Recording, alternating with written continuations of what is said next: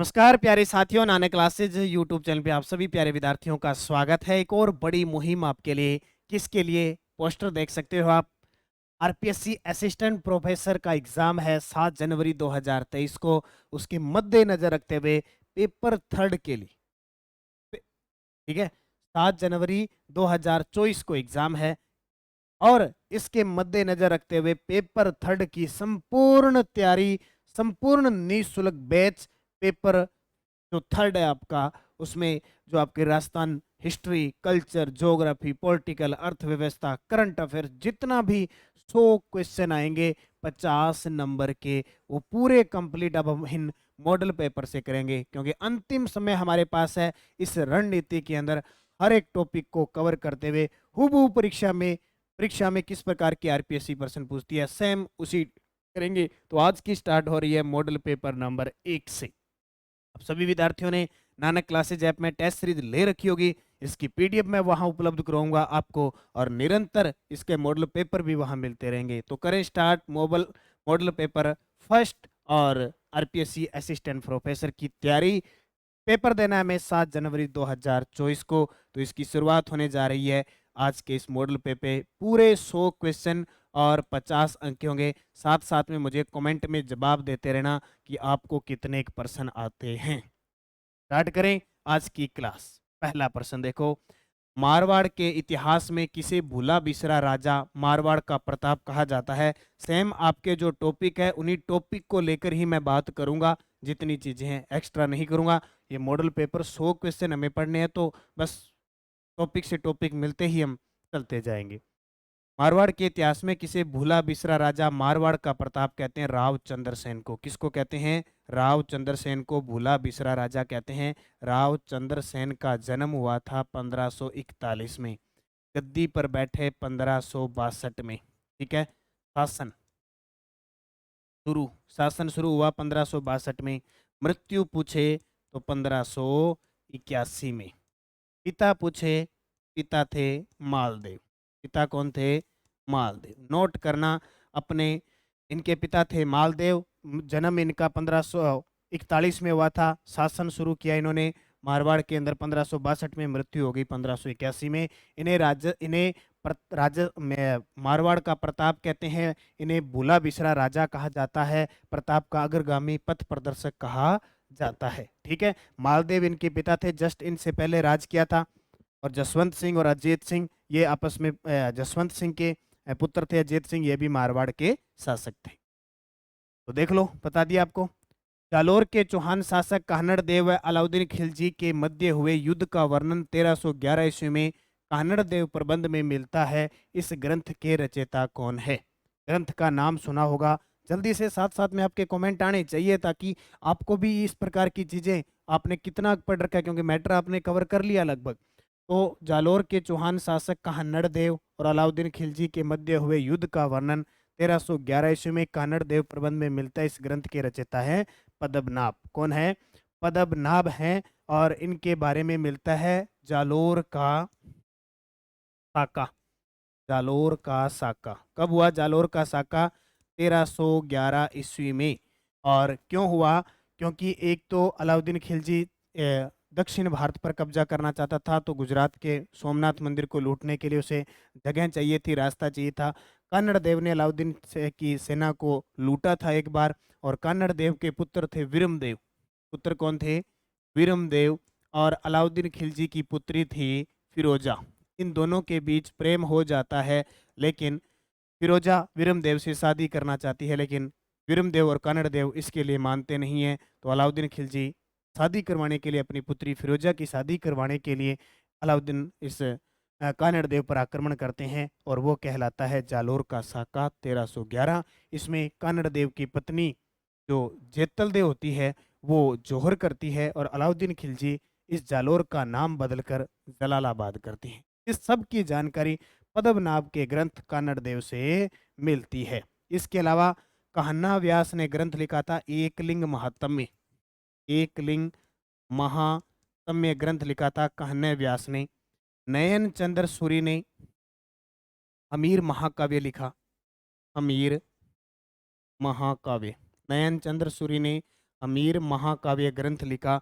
और अमीर खुसरो जो अलाउद्दीन खिलजी का दरबारी कवि था, खजाइन उल फतवा इन्होंने ग्रंथ लिखा। अलाउद्दीन खिलजी ने 1303 ईस्वी में किस शहर का नाम खिजराबाद रखा था? तो चित्तौड़गढ़ का। ये वो समय है 1303 का। 1303 ईस्वी में रावल रतन सिंह अपनी सुंदर पत्नी पद्मिनी को लेकर यहाँ आए और पद्मिनी को प्राप्त करने के लिए अलाउद्दीन खिलजी ने इस पे रावल रतन सिंह पर आक्रमण किया और 1303 में चित्तौड़गढ़ का प्रथम साका हुआ। और जीत के बाद अलाउद्दीन खिलजी ने इस दुर्ग का नाम क्या रख दिया? खिजराबाद रख दिया।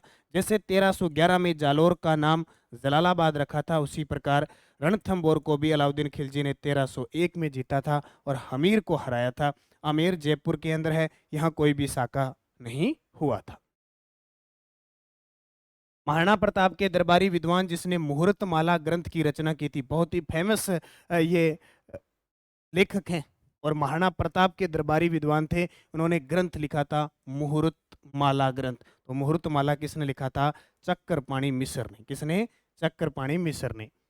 ठीक है, चक्करपाणी मिश्र ने देखो एक विश्व वल्लभ, मुहूर्तमाला, राज्याभिषेक पद्धति और व्यवहारवादी ये ग्रंथ लिखे थे। मुहूर्तमाला, राज्याभिषेक पद्धति और विश्व वल्लभ चक्करपाणी मिश्र के द्वारा लिखे गए। अकबर द्वारा महाराणा प्रताप को समझाने के लिए भेजे गए 4 दूतों का सही क्रम बताओ। देखो ये घटना तब होती है जब महाराणा प्रताप 1572 में राज्याभिषेक होता है इनका गोगुंदा में, और अकबर इन्हें समझाने के लिए भेजते हैं कि आप हमारी अधीनता स्वीकार कर लेते हैं। लेकिन इससे जस्ट पहले महाराणा प्रताप क्या करते हैं?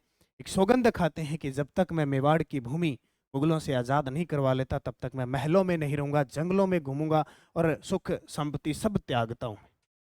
लेकिन अकबर ने कहा कि आप समझ जाइए। अकबर ने महाराणा प्रताप को समझाने के लिए 4 शिष्टमंडल भेजे थे। एक सूत्र याद रखना, जम भट्ट याद रख लेना, जम भट्ट। पहला, दूसरा, तीसरा, 4 भेजे थे। पहले जैसे जलाल खां, देख लो जलाल खां, ये रहा जलाल खां। मैं से मान सिंह, भैसे भगवंत दास और टैसे टोडरमल। पहला जलाल खां, दूसरा मान सिंह, तीसरा भगवंत दास, चौथा टोडरमल। इनका कैसे भी क्रम पूछ सकते हैं। लास्ट कौन गया? टोडरमल। पहले कौन गया? जलाल खां। 2 नंबर पे कौन गया? मान सिंह। 3 नंबर पे कौन गया? भगवंत दास। लेकिन कोई भी सफल नहीं हुआ। महाराणा प्रताप ने ठान ही लिया था मुझे अपनी मातृभूमि की रक्षा करनी है बस। ठीक है, तो उत्तर आ जाएगा 3 नंबर। ये टेस्ट मॉडल पेपर है ना, ये ऐप में मिल जाएंगे आपको टेस्ट सीरीज के अंदर। पुरातात्विक स्थल गिलुंड संबंध किससे है? गिलुंड है राजसमंद में। गिलुंड कहाँ पे है? राजसमंद में। आपके जो सभ्यता है ना, वैसे तो निमा हेडार मंडपियार 1-2 है, लेकिन सभ्यता आपके सारी की सारी है। टोटल कैसी है? सारी की सारी है। तो कैसे भी प्रश्न पूछा जा सकता है। तो ये ताम्र पाषाण कालीन संस्कृति से संबंधित है। ते ताम्र पाषाण कालीन संस्कृति देख लो। गिलुंड राजसमंद जिले में स्थित है। यह अहाड़ बनास ताम्र पाषाण संस्कृति का हिस्सा है। अहाड़, क्योंकि अहाड़ भी ताम्रयुगीन सभ्यता है ना, ताम्रयुगीन नगरी कहते हैं इसको। ताम्र नगरी किसको कहते हैं? अहाड़ को। जबकि ताम्रयुगीन सभ्यता की जननी किसको कहते हैं? गणेश्वर को। भरतपुर जिले के किस गांव में उत्खनन से ताम्रयुगीन सभ्यता के अवशेष मिले हैं? तो भरतपुर जिले के किस गांव से ताम्रयुगीन सभ्यता के, जल्दी से आपके कमेंट आने चाहिए, मुझे साथ साथ देने हैं। भरतपुर जिले के किस गांव में ताम्रयुगीन नोह है? देखो ये नोह है ना, नोह, इसको लोहा युगीन सभ्यता में भी आती है। ये लोहा युगीन सभ्यता भी आती है, ये भी ध्यान रखना। वो ऑप्शन पे डिपेंड करेगा आपके कि अगर मान लो ऑप्शन में वो ये पूछ रहा है कि लोहा युगीन सभ्यता है या कौन सी नहीं है, तो ये ताम्रयुगीन सभ्यता के अवशेष भी नोहे से मिले। देखो भरतपुर जिले के नोहे गांव में 1963-64 में श्री रतन चंद्र अग्रवाल के निर्देशन में खुदाई में ताम्रयुगीन सभ्यता के अवशेष मिले हैं। और नोहे रूपारेल नदी के किनारे, भरतपुर में रूपारेल नदी है उसके किनारे हैं, जिसको लसवारी नदी भी कहते हैं। और ये टेस्ट सीरीज है भाई, जिसने अब तक नहीं ली है कॉलेज व्याख्याता की, जो भी विद्यार्थी ज्वाइन कर लो। मात्र 499 रुपये की है। टॉपिक वाइज टेस्ट है इसमें, प्लस सिलेबस के अकॉर्डिंग 10 टेस्ट है, एक्स्ट्रा 5 टेस्ट है और एक्स्ट्रा 2 टेस्ट और मिल रहे हैं। और ये जो मैं यहाँ करवा रहा हूँ ये मॉडल टेस्ट पेपर भी ऐप के अंदर मिलेंगे। तो नानक क्लासेज ऐप डाउनलोड कर लो गूगल प्ले स्टोर से और अध्ययन कर लो। 3rd पेपर का सारा मैटर PDF, पूरे करंट अफेयर्स की पुरस्कार योजना, आर्थिक समीक्षा, अर्थव्यवस्था, जनवरी से अभी तक की पीडीएफ, हर मंथ की पीडीएफ, सारा डाटा उपलब्ध है। थर्ड पेपर में अगर इतना पढ़ लिया तो आपके नंबर खूब बढ़ेंगे थर्ड पेपर में। बस इस नानक क्लासेज ऐप के अंदर जाओ, टेस्ट ले लो। कोई भी दिक्कत है आपके तो 76 923 600 पर संपर्क करना। सुबह 10 से शाम 5 बजे के बीच आपका समाधान हो जाएगा। बड़ी शानदार टेस्ट सीरीज है। राजस्थान में शायद ही आपको इस प्रकार की कोई टेस्ट सीरीज मिलेगी कि 499 रुपये के अंदर इतना मैटर, पीडीएफ, क्विज, टेस्ट, इतने model paper, topic wise, syllabus के अकॉर्डिंग इतना मैटर आपको एक ही जगह प्राप्त हो रहा है। इतना मैटर जब खोल के देखोगे ना आप कंटेंट, तो बुक तो पढ़ने की जरूरत नहीं पड़ेगी। और अब एक्स्ट्रा यूट्यूब पर मैं फ्री आपको कोस्ट क्लास दे रहा हूँ। निम्न में से कौन राजस्थान के मुख्यमंत्री व उप मुख्यमंत्री के पद पे रहे? यानी ऐसे जो मुख्यमंत्री भी बने और उप मुख्यमंत्री भी रहे, तो उनका नाम है टीकाराम पालीवाल। राजस्थान के प्रथम निर्वाचित मुख्यमंत्री, राजस्थान के प्रथम निर्वाचित सीएम, चीफ मिनिस्टर। ठीक है,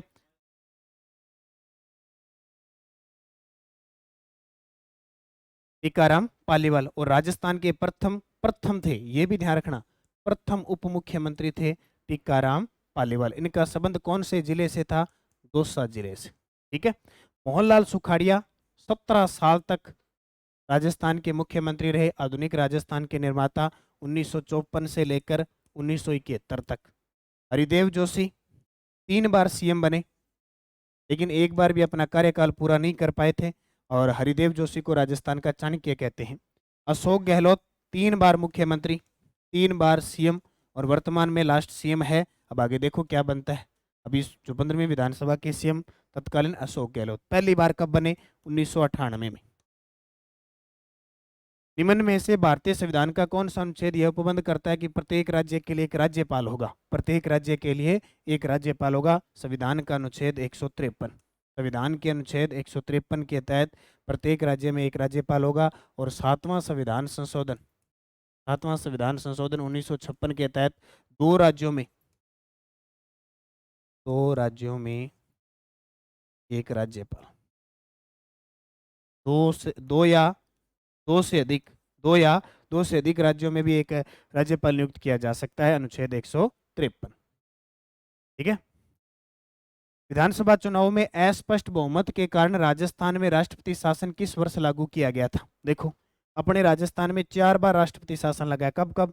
प्रथम बार 1967 में, सेकंड बार 1977 में, तीसरी बार 1980 में, और चौथी बार 1992 में, 93। 4 बार राष्ट्रपति शासन लगा गया, सबसे कम और सबसे ज्यादा। यहाँ मोहनलाल सुखाड़िया थे, यहाँ हरिदेव जोशी थे, यहाँ भैरव सिंह शेखावत थे। यहाँ संपूर्णानंद जी राज्यपाल थे और यहाँ एम चन्ना रेड्डी राज्यपाल थे। ये क्लियर है? क्योंकि मैंने आपको टॉपिक करवा दिया, प्ले लिस्ट में जाके देख सकते हो। आरपीएससी असिस्टेंट प्रोफेसर राजस्थान अध्ययन नाम से प्ले लिस्ट बनी हुई है, उसमें सारे के सारे टॉपिक आपको मिल जाएंगे। अब देखो, मध्यावधि चुनाव, कई बार क्या होता है कि स्पष्ट बहुमत नहीं मिल पाता, तो मध्यावधि चुनाव हुए थे, तो किस वर्ष हुए थे? 1967 के अंदर हुए थे। ठीक है। तो राजस्थान में प्रथम बार 1967 में राष्ट्रपति शासन लगने के कारण विधानसभा चुनाव में किसी भी दल को स्पष्ट बहुमत नहीं मिला था। स्पष्ट बहुमत नहीं मिला तो 13 मार्च 1967 से 26 अप्रैल 1967 तक लागू रहा।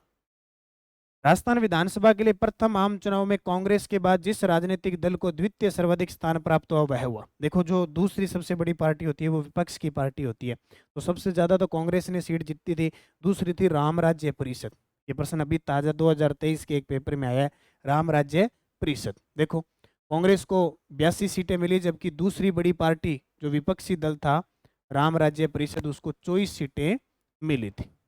और 19 फरवरी 1952 को प्रथम विधानसभा का गठन हुआ था। पहली बैठक पूछे तो मार्च 1952 को। राजस्थान की कौन सी विधानसभा को निर्धारित कार्यकाल 5 वर्ष की समाप्ति से पूर्व भंग कर दिया गया? 5 वर्ष से पूर्व भंग कर दिया गया था। कौन सी थी? छठी, सातवीं, नौवीं या पहली और तीसरी? जल्दी से कमेंट में आपके जवाब आ जाने चाहिए, और साथ साथ में आपका इंतजार कर रहा हूँ।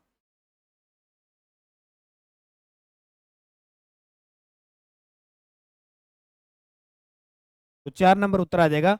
छठी विधानसभा और नौवीं विधानसभा ऐसी थी जिनको निर्धारित कार्यकाल 5 वर्ष की समाप्ति से पूर्व भंग किया गया था।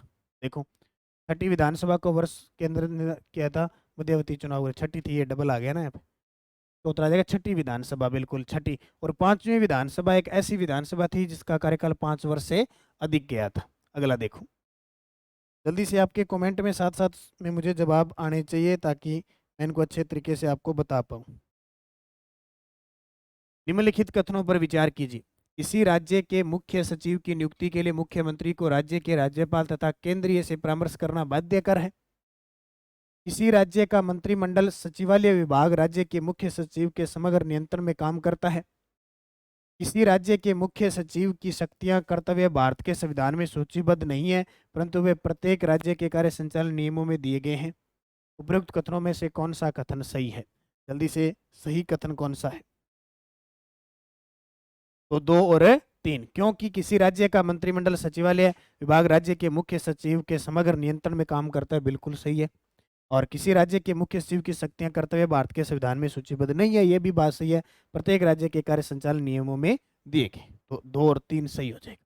और ये जब मुख्यमंत्री मुख्य सचिव को नियुक्त करता है तो राज्यपाल या किसी से केंद्रीय कोई परामर्श नहीं लेता है। ठीक है, देखो, अब आपसे पूछे मुख्य सचिव की नियुक्ति मुख्यमंत्री करता है और मुख्यमंत्री के प्रसाद पर्यंत ही होता है, लेकिन मुख्यमंत्री जब भी मुख्य सचिव को नियुक्त करता है तो कुछ बातें ध्यान रखता है, जैसे वरीयता की, सेवा अभिलेख की और मुख्यमंत्री का अधिकारी में विश्वास, व्यक्तिगत पसंद, उसके आधार पर ही वो मुख्य सचिव नियुक्त करता है। स्वतंत्रता के बाद एक ऐसा समय आया जब यहाँ की लोकप्रिय सरकार हीरालाल शास्त्री मंत्रिमंडल के त्याग पत्र देने के बाद एक आईसीएस अधिकारी को सरकार का मुखिया बनाया गया। वह आईसीएस अधिकारी कौन था? हम क्या पढ़ते हैं? हम ये पढ़ते हैं कि राजस्थान के प्रथम गैर राजस्थानी मुख्यमंत्री, ये कहते हैं ना, प्रथम गैर राजस्थानी मुख्यमंत्री, गैर राजस्थानी सीएम कौन? सीएस वेंकटाचारी पहले ऐसे थे और इनकी नियुक्ति भी केंद्र सरकार ने कर दी थी। और एक और ध्यान रखना, राजस्थान के दूसरे गैर कांग्रेसी राजस्थानी कांग्रेसी नहीं, दूसरे गैर राजस्थानी मुख्यमंत्री वो कौन थे? शिवचरण माथुर। ठीक है, तो नियुक्ति की, जिनकी नियुक्ति केंद्र सरकार द्वारा की गई, इनका कार्यकाल 5 जनवरी 1951 से 26 अप्रैल 1951 तक रहा। निम्न कथनों पर विचार कीजिए। देखो, आपके टॉपिक दे रखे ना, उच्च न्यायालय, उच्च न्यायालय और अन्य न्यायालय, अन्य न्यायालय के अंदर ये चीज आ जाएगी। अब देखो, पढ़ो इनके अंदर क्या होगा। उच्च न्यायालय और अन्य न्यायालय के अंदर देखो, जिले में सबसे बड़ी फौजदारी अदालत जिला और सत्र न्यायाधीश की होती है, बिल्कुल होती है। जिला न्यायाधीशों की नियुक्ति राज्यपाल द्वारा उच्च न्यायालय के परामर्श से की जाती है, बिल्कुल ध्यान रखना। राजस्थान, हमारे भारत में 24 उच्च न्यायालय हैं, 25 उच्च न्यायालय हैं और एक सुप्रीम कोर्ट है, टोटल 26 हो गए। इनके न्यायाधीश और मुख्य न्यायाधीश की नियुक्ति राष्ट्रपति करता है, लेकिन जो जिला न्यायाधीश होता है उनकी नियुक्ति राज्यपाल द्वारा की जाती है। जिला न्यायाधीश बनने के लिए एक व्यक्ति को 7 वर्ष या उससे अधिक का विधि कार्य अनुभव होना चाहिए। उसे संघ या राज्य की न्यायिक सेवा का अधिकारी होना चाहिए, बिल्कुल।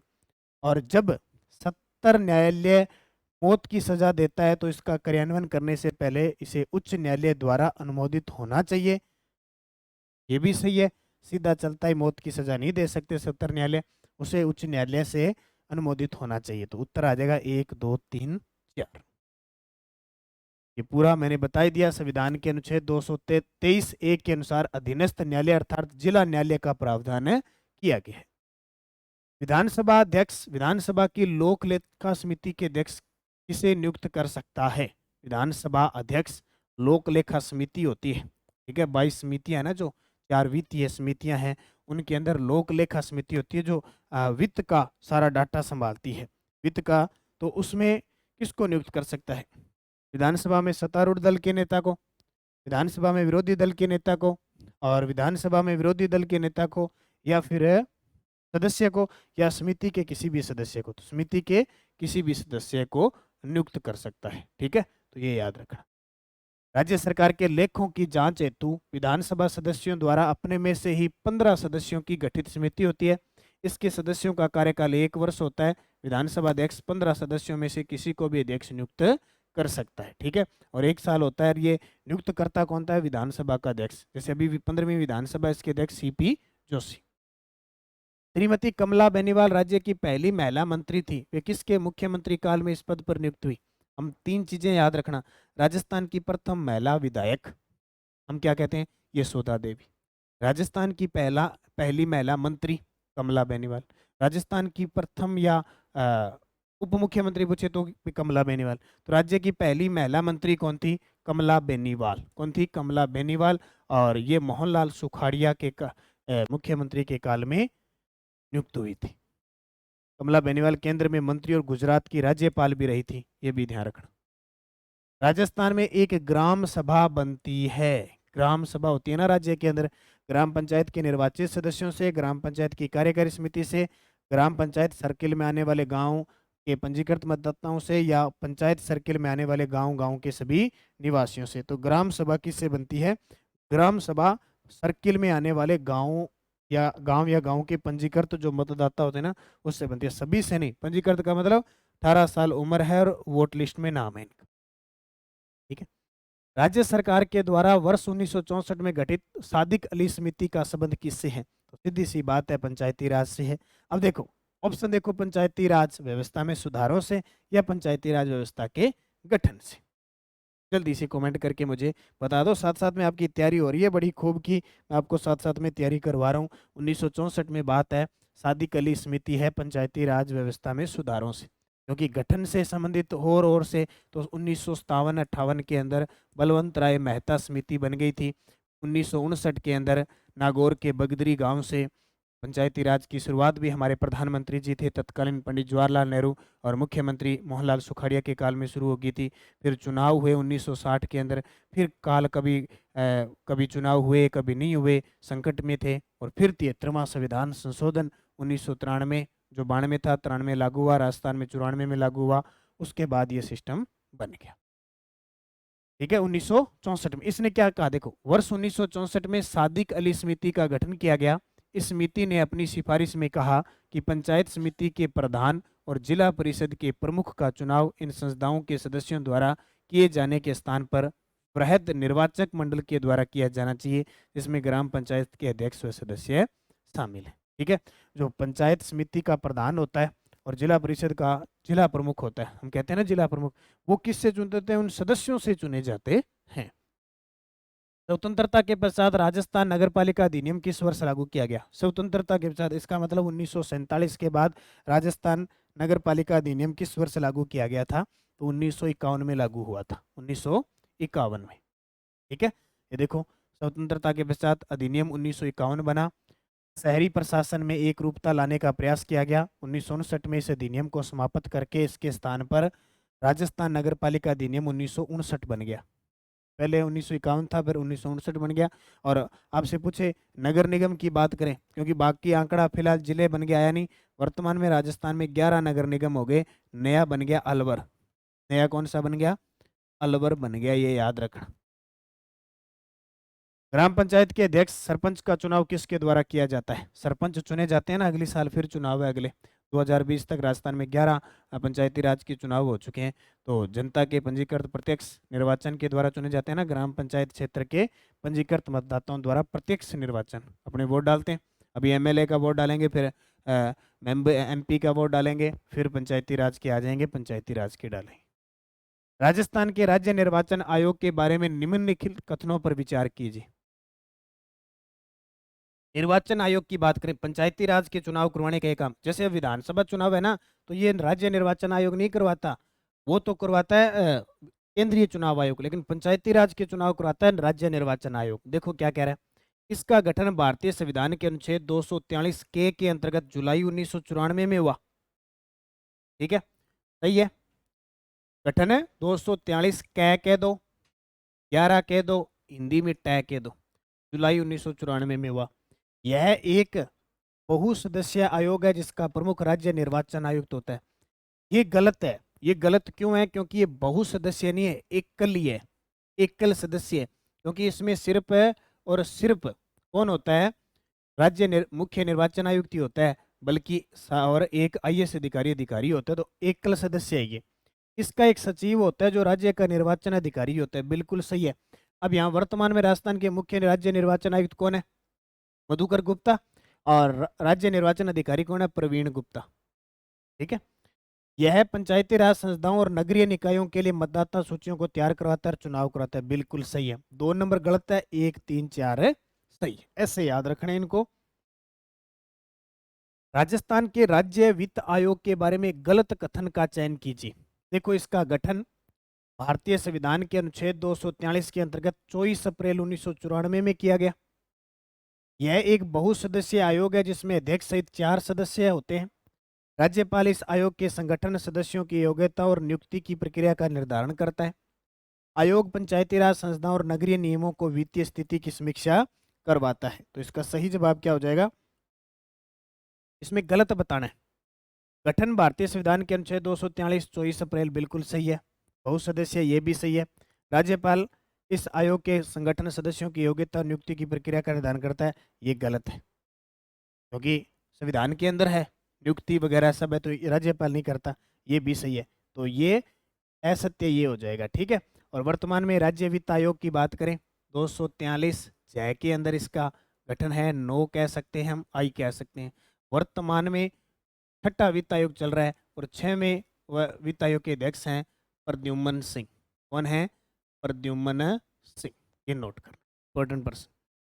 अगला, ठीक है। 243 24 अप्रैल 1943 को गठन हुआ था, ये हमने पढ़ लिया। 1994 में जगत सिंह प्रथम द्वारा निर्मित जगदीश मंदिर कहाँ स्थित है, जिसके वास्तुकार मुकुंद बाणा थे? इस मंदिर को सपनों से बना मंदिर कहते हैं। जगत सिंह प्रथम द्वारा निर्मित जगदीश मंदिर, यह है उदयपुर के अंदर। कहाँ पे है? उदयपुर में। मंडन किस दुर्ग का शिल्पी था? मंडन किस दुर्ग का शिल्पी था? तो मंडन ने कुंभलगढ़ दुर्ग बनवाया। कुंभलगढ़ दुर्ग कौन सी पहाड़ी पर है?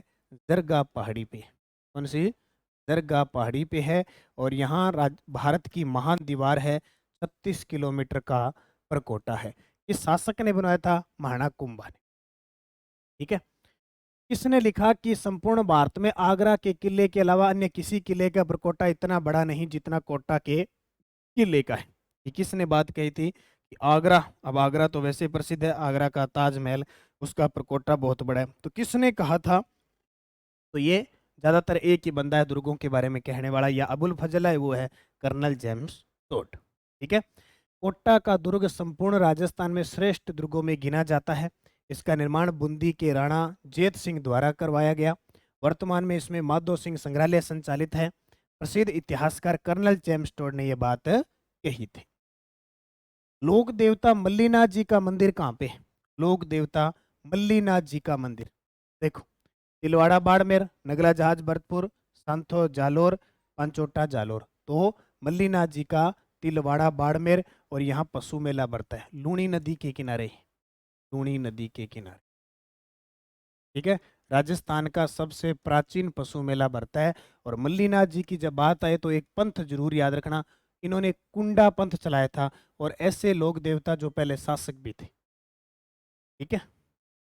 मेवाड़ के महाराणा कुंभा ने कुंथुनाथ मंदिर का निर्माण कहाँ करवाया? मेवाड़ के महाराणा कुंभा ने कुंथुनाथ मंदिर का निर्माण कहाँ करवाया? अब कुंभा मेवाड़ के शासक थे, इन्हें युग पुरुष कहा जाता है, और इनका दबदबा बड़ा था। इन्हें स्थापत्य कला का जनक कहते हैं।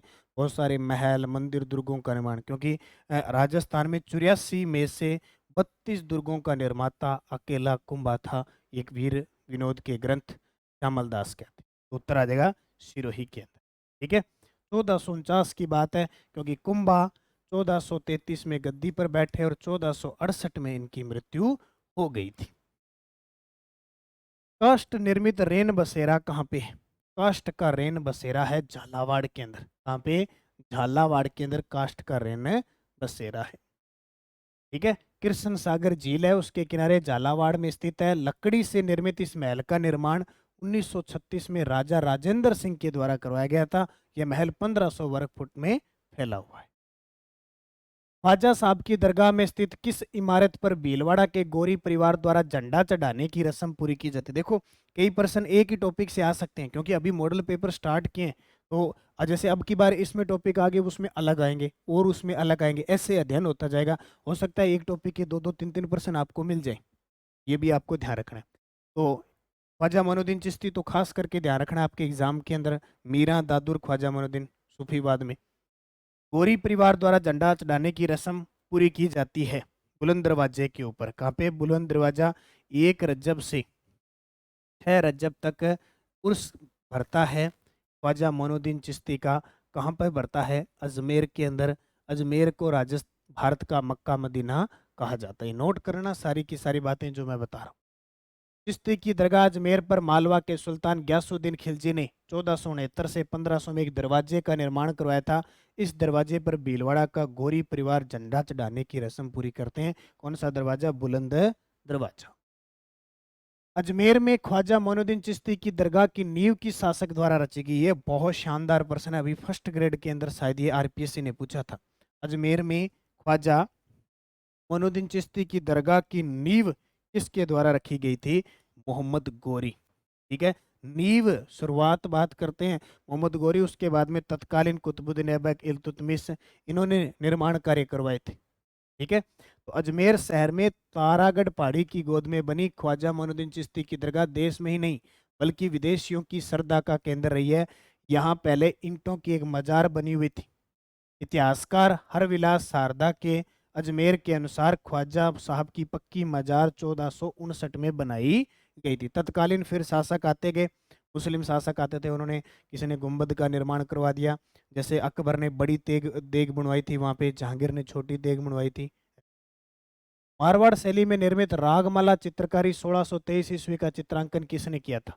मारवाड़ शैली में। अब ये रागमाला मेवाड़ में भी मिलेगा, बीकानेर शैली में भी मिलेगा, सब में मिलेगा, लेकिन वो अब क्वेश्चन देगा तो ऐसे देगा कि मारवाड़ शैली में निर्मित रागमाला चित्रकारी 1623 का चित्रांकन किसके द्वारा किया गया? तो वीर जी के द्वारा। किसके द्वारा? वीर जी। देखो, वीर जी गाणेराव, महाराजा गज सिंह मारवाड़ के शासक आए थे। चित्रकार वीर जी नारायणदा ने 1623 में पाली के प्रसिद्ध वीर पुरुष विठल दास चंपावत के लिए रागमाला चित्रावली चित्रित की थी। आराइस क्या है? आराइस क्या है? कपड़े पर चित्रण, कागज पर चित्रण, लकड़ी पर? नहीं, भित्तियों का मतलब होता है, भित्ति चित्र होता है दीवार पे चित्र। चित्रण को चिरकाल तक जीवित रखने की विशेष आलेखन पद्धति है और किस क्षेत्र की प्रसिद्ध है? शेखावटी। शेखावटी की। ठीक है, देखा होगा जब नया नए कोई चीज बनाते हैं उसके अंदर अपने हाथ डाल देते हैं, ऐसे ऐसे वो अंदर की तरफ धस जाता है ना, ताजा ताजा, तो वो हमेशा ही बना रहता है। किसी के घर के आगे वगैरह लिखा होता है ना कि घर बना उनका 1998 से लिखा होता है, पक्का पक जाता है। वो आराइश पद्धति के रूप में इस प्रकार होती थी। और प्रश्न ऐसे ही आएंगे पेपर में, घबराना नहीं है किसी भी प्रकार का। थर्ड पेपर है ये, और प्रश्न आपको देखने को ऐसे ऐसे मिलेंगे हूबहू, बस पैटर्न अलग होगा, तरीका यही होगा, इसी प्रकार आएंगे। इस जैसे जैसे मैं मॉडल पेपर आगे ले जाता जाऊंगा क्वेश्चन थोड़े डीप होते जाएंगे और तरीका बदलता जाएगा। इस हस्तशिल्प कला का नाम एनसाइक्लोपीडिया ऑफ ब्रिटेनिका में भी स्वर्ण अक्षरों में निर्मित है। इस हस्तकला का नाम एनसाइक्लोपीडिया ऑफ ब्रिटेनिका में, तो थेवा कला। थेवा कला कहाँ की प्रसिद्ध है? प्रतापगढ़ की। थेवा कला प्रतापगढ़ की है। उस्ता कला बीकानेर की है। काष्ठ कला चित्तौड़ की है, चित्तौड़ और उदयपुर की है। चित्रकला है थेवा कला। ठीक है, सोने पर देखो है क्या, कांच पर सोने का सूक्ष्म व कलात्मक चित्रण है और प्रतापगढ़ की थेवा कला प्रसिद्ध है। इसके लिए रंगीन बेल्जियम कांच का प्रयोग किया जाता है। इसमें हरे रंग का अधिक प्रयोग होता है, हरे रंग का अधिक प्रयोग होता है। प्रतापगढ़ का सोनी परिवार इस कला में सिद्धस्त है। राज्य की थेवा कला को एनसाइक्लोपीडिया ऑफ ब्रिटेनिका में शामिल किया गया है। कितनी चीज होगी? थेवा कला, प्रतापगढ़ की, सोनी परिवार, बेल्जियम कांच का प्रयोग किया जाता है, हरे रंग का अधिक प्रयोग किया जाता है। राजस्थान में हस्तशिल्प व्यवसाय को बढ़ावा देने हेतु कहाँ पर उदयपुर शिल्पग्राम के साथ ही पाल शिल्पग्राम भी प्रयासरत है? पाल शिल्पग्राम भी प्रयासरत है। राजस्थान में हस्तशिल्प व्यवसाय को बढ़ावा देने हेतु कहाँ पे कार्यरत है? जोधपुर के अंदर। कहाँ पे है? जोधपुर के अंदर कार्यरत है। कौन सी? पाल शिल्प ग्राम। कौन सी? पाल शिल्प ग्राम। ठीक है। कर्नल इम्पी ने किसे केसर ए हिंद की उपाधि दी थी? केसर ए हिंद की उपाधि कर्नल इम्पी ने श्यामल दास को। श्यामल दास का ग्रंथ जरूर याद रखना, इन्होंने ग्रंथ लिखा था वीर विनोद, बड़ा ही फेमस ग्रंथ है वीर विनोद, ठीक है। और ये मेवाड़ के महाराणा सज्जन सिंह के दरबारी कवि थे। मेवाड़ के महाराणा सज्जन सिंह के दरबारी कवि थे, ठीक है, दरबारी कवि थे। और सज्जन सिंह ने इन्हें कविराज की उपाधि दी थी, कवि राज की उपाधि दी थी तो श्यामल दास को, ठीक है। आयरो प्राचीन जैन ग्रंथ किससे संबंधित है? आयरो प्राचीन जैन ग्रंथ है वो किससे संबंधित है? ग्रंथ है ना आपके सारे कितने, वो सारे के सारे तो जैन विश्व भारती कहाँ पे है? लाडनू, लाडनू नागौर। देखो अपने जो एग्जाम के अंदर क्वेश्चन आएंगे वो पीछे पैटर्न पर आधारित ही आएंगे, ऐसे नहीं कि न्यू पैटर्न पर आएंगे कि नए जिले बन गए तो वैसे आ जाएंगे, नहीं आएंगे, जो है वैसे ही आएगा, वैसे ही पढ़ते रहो लाडनू नागौर। अब कहीं परिवर्तन हुआ है वो बाद की बात है, ठीक है। यह जैन परंपरा का सबसे प्राचीन ग्रंथ है। ग्रंथ का प्रकाशन जैन विश्व भारती लाडनू ने किया। यह ग्रंथ पद्य व गद्य में लिखा गया है। इसकी रचना जैन समाज के अनेक लोगों ने मिलकर की थी। इस शासक ने अपने पुत्रों में आमेर को 12 कोटड़ी व्यवस्था में बांट दिया था। यानी एक ऐसा शासक आया था कि अपने पुत्रों में कोई भेदभाव न हो, बंटवारा इस प्रकार हो कि वो कभी लड़े नहीं, ठीक है। तो उसने क्या किया कि अपने जो आमेर जो क्षेत्र था उसको 12 भागों में बांट दिया 12 पुत्रों के लिए। पृथ्वीराज ने, एक पृथ्वीराज शासक आया था, उसने ये काम किया और झंझट ही खत्म कर दिया। कछुआ शासक पृथ्वीराज ने, ठीक है। स्वाई प्रताप सिंह ने अपने किस दरबारी संगीतज्ञ को युद्ध प्रकाश की उपाधि दी थी? स्वाई प्रताप सिंह ने अपने किस दरबारी संगीतज्ञ को युद्ध प्रकाश की उपाधि? चांद खां को। ये भाई प्रताप सिंह जो शासक है ये वही शासक है जिसने हवा महल बनवाया था 1799 में, ठीक है। ये और इसका जो शिल्पकार था वो लालचंद था, लालचंद इसका शिल्पकार था। और प्रताप सिंह की, जब स्वाई प्रताप सिंह की बात करें तो इनके दरबार में 22 प्रकार के विद्वान रहते थे, इसलिए इन विद्वानों की मंडली को प्रताप बाईसी या गंधर्व बाईसी कहा जाता था, ठीक है। उस्ताद चांद खां प्रताप सिंह के संगीत गुरु भी थे, ये भी ध्यान रखना। और गणपति भारती उनके काव्य गुरु थे। प्रताप सिंह के काव्य गुरु गणपति भारती और संगीत गुरु उस्ताद चांद खां। वह राजपूत राठौड़ शासक जिसने मीर बख्शी, सलावत खान ने गंवार काथर और राठौड़ शासक ने अपनी मुगल दरबार में एक कटार घोंप कर हत्या कर दी थी, वो है अमर सिंह राठौड़। इसे कहते हैं कटार का धनी, कटार का धनी। इसने क्या किया कि जब शाहजहां थे, शाहजहां के दरबार में जब इसको बुलाया गया, ये अमर सिंह राठौड़ खतरनाक आदमी था, वैसे शासक था, तो ये क्या करता था, मुगलों की वैसे सेवा करता था। लेकिन एक बार ये कहीं, क्यों पहले शिकार खेलने जाते थे, कहीं बिना पूछे चला गया, अनुमति के बिना। तो शाहजहां ने पूछा भी आप कहाँ गए थे? तो वहाँ शाहजहां का एक सुल्तान ये सैनिक बैठा था, मीर बख्शी सलावत, उसने कहा गंवार कह दिया, कि बोले ये तो ऐसे ही गंवार है। उसको इतना गुस्सा आया कि तुरंत उसने उसी मुगल दरबार में उसकी कटार घोंपकर हत्या कर दी और शाहजहां को मारने के लिए गया। लेकिन दुर्भाग्य से उसके साले ने, ठीक है, कहते ना घर में साला दीवार में आड़ा बहुत खतरनाक होते हैं, इसके साले ने धोखे से इसको मरवा दिया। यही गाल निकाल देते ना साला, ये साला ऐसे होता है, धोखे से इसको पकड़वा दिया और मरवा दिया। किसको? अमर सिंह राठौड़। मोहनोत नैनसी ने प्रतिहारों की कितनी शाखाओं का वर्णन किया है? ये मोहनोत नैनसी जिन्हें राजस्थान का अबुल फजल कहते हैं। प्रतिहार कौन से? गुर्जर प्रतिहार, ठीक है। गुर्जर प्रतिहारों की कितनी शाखाओं का इन्होंने वर्णन किया है? तो गुर्जर प्रतिहार की इन्होंने टोटल 26 शाखाओं का वर्णन किया है। तभी गुर्जर प्रतिहारों की 26 शाखाएं थी। जैसे कोई मंडोर में था, कोई जालोर में था, कोई राजौरगढ़ में था, कोई कन्नौज में, उज्जैन में, बड़ौच में, ऐसी बहुत सारी शाखा। सूची 1 और सूची 2 को सम्मिलित कीजिए, नीचे दिए गए कूट का सही उत्तर दीजिए। युद्ध आ गया, युद्ध, और आपके भी संग्राम चल रहे हैं, अंतिम शरण में युद्ध, युद्ध है आपके लिए। और उसी युद्ध को विजय प्राप्त करने के लिए मैंने ये मॉडल पेपर स्टार्ट किए। हर एक एग्जाम के लिए बहुत इंपॉर्टेंट है। गागरोन का युद्ध हुआ था 1519 में, सारंगपुर का युद्ध हुआ था 1437 में, गिरी सुमेल का युद्ध हुआ था 1544 में, और पाहिबा साहिबा का युद्ध हुआ था 1541 से 42 में। तो उत्तर देख लो, एक का 1, 2 का 3 और 3 का 2, यानी सी का 2, ये उत्तर हो जाएगा इसका। लास्ट बढ़ेगा 4 3 1 2 3 और 4।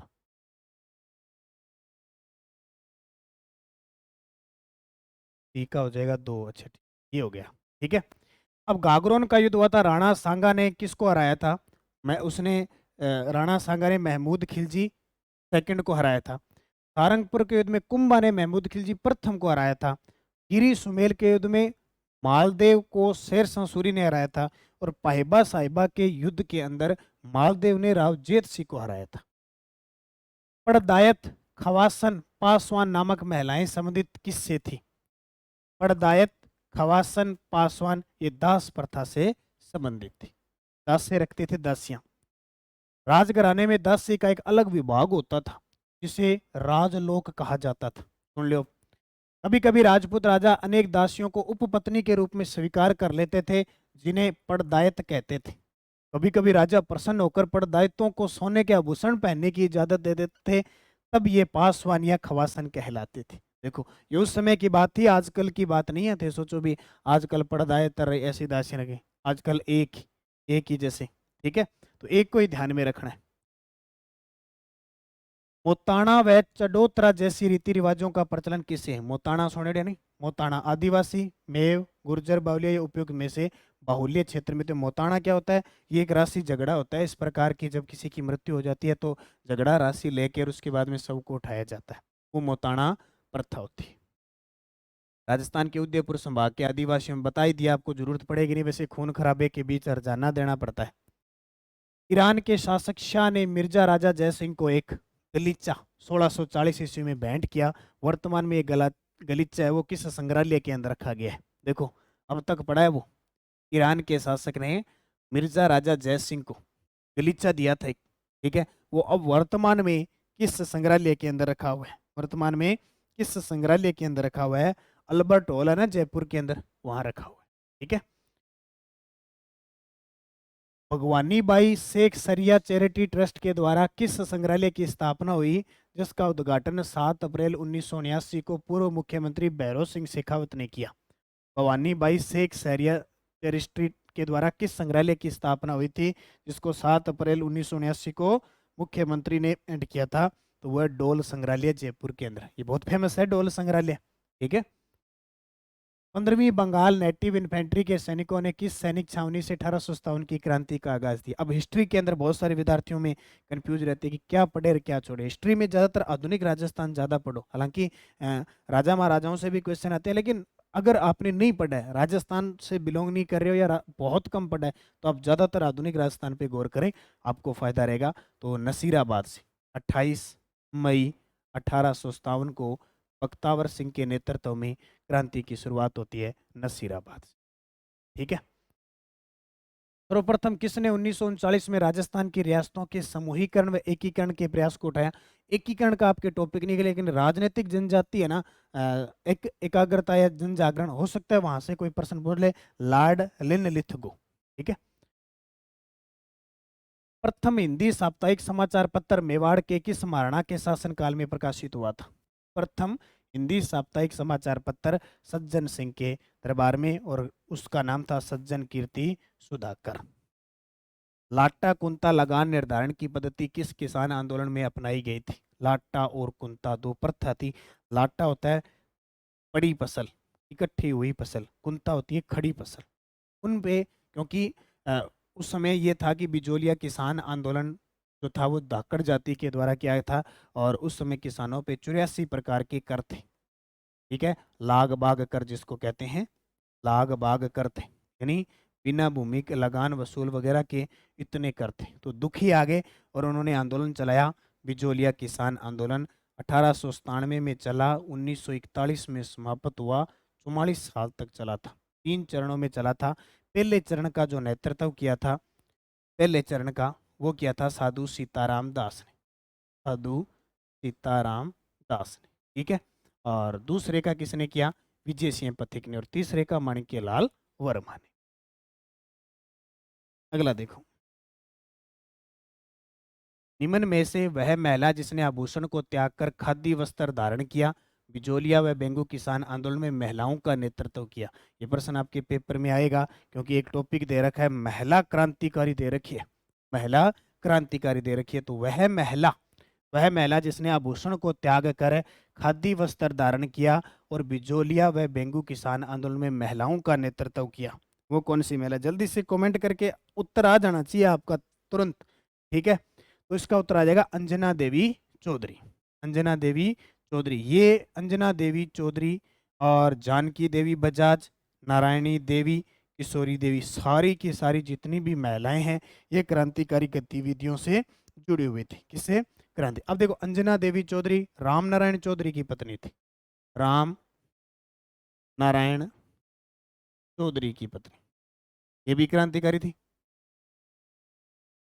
जानकी देवी बजाज जमुनालाल बजाज की पत्नी थी, जमुनालाल बजाज की पत्नी। नारायणी देवी वर्मा माणिक्यलाल वर्मा की पत्नी थी, माणिक्यलाल वर्मा, तो ये भी क्रांतिकारी थे, तो इनके साथ ये भी क्रांति हुई।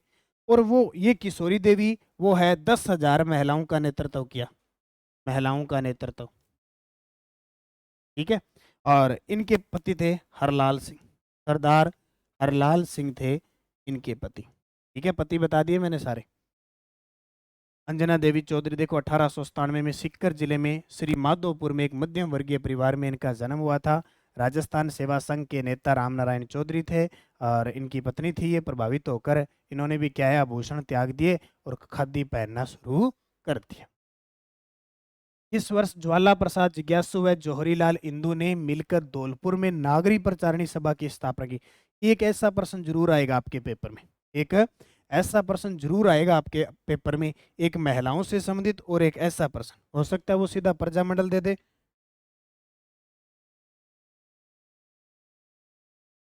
ये क्या कह रहा है, धौलपुर के अंदर नागरी प्रचारणी सभा की स्थापना 1934। देख लो, ज्वाला प्रसाद जिज्ञासु ने धौलपुर में आर्य समाज के माध्यम से समाज सुधार और राष्ट्रीय चेतना को जागृत किया। 1934 में उन्होंने जौहरीलाल इंदू के साथ मिलकर प्रचारणी नागरी प्रचारणी सभा की स्थापना की और 1938 में ही धौलपुर प्रजामंडल की स्थापना की। इस संदत पालीवाल और कई जने थे। चित्तौड़ में समदेश्वर मंदिर का निर्माण किसने करवाया? अभी ताजा रीट का पेपर हुआ है, ठीक है, उसके अंदर प्रश्न आया था। ऑप्शन यही थे, परमार राजा भोज ने समदीश्वर मंदिर का निर्माण करवाया था। इसके बाद पुनर्निर्माण पूछे, पुनः निर्माण पूछे भाई, ये भी प्रश्न आ सकता है। पुनः निर्माण करवाया था महाराणा मोक्कल ने, महाराणा मोक्कल ने निर्माण करवाया पुनः, ये भी ध्यान रखें, त्रिभुवन नारायण मंदिर के नाम से। देखो, राजा भोज के समय इस मंदिर को त्रिभुवन शिव मंदिर कहता था और बाद में जीर्णोद्वार कराया था और इसका बाद में नाम हो गया समदीश्वर मंदिर। 1191-92 के त्राइन के युद्ध में किस चौहान शासक को आक्रमणकारी मोहम्मद गोरी से लड़ना पड़ा? तो 1191 में पृथ्वीराज चौहान तृतीय था, मोहम्मद गोरी को हरा देता है और दूसरे युद्ध में जीत जाता है, तो इसका उत्तर आ जाएगा पृथ्वीराज तृतीय, ठीक है। राय पिथौरा की उपाधि थी उसको। पुस्तक कुदरत सु कुचमाद के लिए राजस्थानी भाषा साहित्य व संस्कृति अकादमी ने सूर्यमल मिश्रण शिखर पुरस्कार 2023-24 किसे प्रदान किया? अब आपके ना करंट प्लस अर्थव्यवस्था मिला के, अर्थव्यवस्था ज्यादातर बजट के और आर्थिक समीक्षा की प्रश्न आने हैं, इन दोनों को मिला के 35+ प्रश्न आएंगे जो आपके लिए इतने इंपॉर्टेंट है। तो नानक क्लासेज ऐप में test series plus Nanak classes का करंट, एक आधा कोई अपवाद हो जाए मुझे पता नहीं है, बाकी सारा ही मिलेगा टोटल, और देख लेना जब 7 जनवरी को ये पेपर हो। लेकिन विश्वस्त होके पढ़ना पड़ेगा। फ्री पढ़ना चाहते हो तो यूट्यूब पर monthly, weekly, daily 3 month 6 month ये क्लासें लगी है। ऐप के अंदर आपको पीडीएफ हर महीने की मिल रही है, एक साथ प्रिंट निकालने के लिए जनवरी से अक्टूबर उपलब्ध हो गई, नवंबर दिसंबर की भी उपलब्ध हो जाएगी। सब जगह बेनिफिट है, लेकिन पढ़ना आपको ही पड़ेगा। जितना टाइम पड़ा है मेहनत आपको ही करनी पड़ेगी, ये सोच के रखना भी, जगह जगह दर दर भटकोगे तो ठोकरें मिलेगी, एक जगह जी टिका के और पढ़ लो बस। जितना टाइम है ना, अगर लगना है तो झलक है लगने की बस। उत्तर आ जाएगा कुदरत छू कुचमाद। राजस्थानी भाषा के लिए भाषा साहित्य संस्कृति अकादमी बीकानेर ने सूर्यमल मिश्रण पुरस्कार दिया डॉक्टर मनमोहन सिंह यादव को। ये बीकानेर के हैं। कहाँ के हैं? बीकानेर के। अब इन तथ्य तो मेरे हिसाब से ज्यादा आपको बताने की जरूरत नहीं पड़ेगी। महात्मा गांधी दिव्यांग विश्वविद्यालय जोधपुर के प्रथम कुलपति किसे नियुक्त किए गए हैं? तो डॉक्टर कुसुमलता भंडारी को महात्मा गांधी दिव्यांग विश्वविद्यालय जोधपुर के अंदर, जैसे बाबा आमटे दिव्यांग विश्वविद्यालय है ना जामडोली जयपुर में, वैसे महात्मा गांधी दिव्यांग विश्वविद्यालय जोधपुर में बन गया। डॉक्टर कुसुमलता भंडारी। ठीक है। देखो, मारवाड़ मेडिकल विश्वविद्यालय जोधपुर के प्रथम कुलपति डॉक्टर एम के अंसारी। दोनों में अंतर है। महात्मा गांधी दिव्यांग यूनिवर्सिटी है और ये मारवाड़ मेडिकल विश्वविद्यालय जोधपुर, इसके कुलपति डॉक्टर एम के अंसारी। इंपॉर्टेंट है दोनों के दोनों ही, कोई भी प्रश्न टपक सकता है। अब कोई और देख लो। बाबा आमटे दिव्यांग विश्वविद्यालय जयपुर के कुलपति है डॉक्टर देव स्वरूप। राजस्थान इंटरनेशनल सेंटर बना है अपने जालाना जयपुर में, NC गोयल, न्यालचंद गोयल महानिदेशक बने हैं। मोहनलाल सुखाड़िया विश्वविद्यालय उदयपुर के कुलपति है प्रोफेसर सुनीता मिश्रा और राजस्थान विश्वविद्यालय जयपुर की कुलपति है प्रोफेसर अल्पना कटेजा। ये दोनों इसलिए इंपॉर्टेंट है कि पहली बार कोई महिला कुलपति बनी है, इसकी स्थायी बनी है, इसकी पहली बनी है। Professor Alpana Kateja, professor Sunita Mishra, NC Goyal, Devswaroop, MK Acharya, doctor Kusumlata Bhandari. कोई भी प्रश्न यहाँ से आ सकता है, बहुत इंपॉर्टेंट है। स्पेशल इस मॉडल पेपर में दे रहा हूँ मैं आपको, वैसे तो दे ही रखे हैं। मेरी माटी मेरा देश अभियान में सर्वश्रेष्ठ प्रदर्शन करने वाले राज्यों की श्रेणी में राजस्थान किस राज्य के साथ तीसरा स्थान हासिल करता है और अमृत अवार्ड लेता है? हरियाणा के साथ मिलकर। ठीक है, टोटल अब बताने की जरूरत नहीं है। टॉप पे गुजरात था, 2 पे जम्मू कश्मीर, तीसरे पे हरियाणा रही है। 5 दिवसीय फ्रेंच कल्चर फेस्टिवल का आयोजन राजस्थान में कहाँ किया जा रहा है? 5 दिवसीय फ्रेंच कल्चर यानी फ्रांस की कल्चर का किया जा रहा है उदयपुर के। कहाँ पे? उदयपुर में। ठीक है। देखो, राजस्थान की कला संस्कृति से रूबरू होने और फ्रांस की कलाओं से परिचित करवाने के लिए ये उदयपुर और जयपुर में 5 दिवसीय फ्रेंच कल्चर का फेस्टिवल का शुभारंभ हुआ था 13 अक्टूबर को। उत्तर आएगा इसका उदयपुर। बिश्केक में आयोजित वर्ल्ड रेसलिंग चैंपियनशिप में प्रदेश के किस खिलाड़ी ने कांस्य पदक जीता है? बिश्केक के अंदर तो घनश्याम गुर्जर ने जीता है। पेपर में आ जाएगा क्योंकि आपके स्पेस से लिख रखा है खेल परिदृश्य, खेल खिलाड़ी, तो खिलाड़ी कोई भी पूछा जा सकता है, इतने सारे खिलाड़ी। ठीक है। किर्गिस्तान के अंदर इंदिरा गांधी शहरी रोजगार गारंटी योजना के संबंध में निम्नलिखित कथन पे विचार कीजिए। 5 योजना आएगी आपके पेपर में। कितनी? 5 योजना।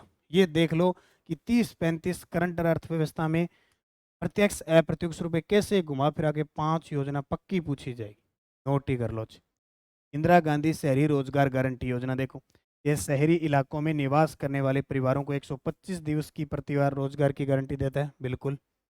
पंजीकरण के बाद पात्र अभ्यर्थी को 30 दिवसों में रोजगार उपलब्ध करवाया जाएगा। ये गलत है। RS प्री में प्रश्न आया ही, ऐसे प्रश्न आएगा।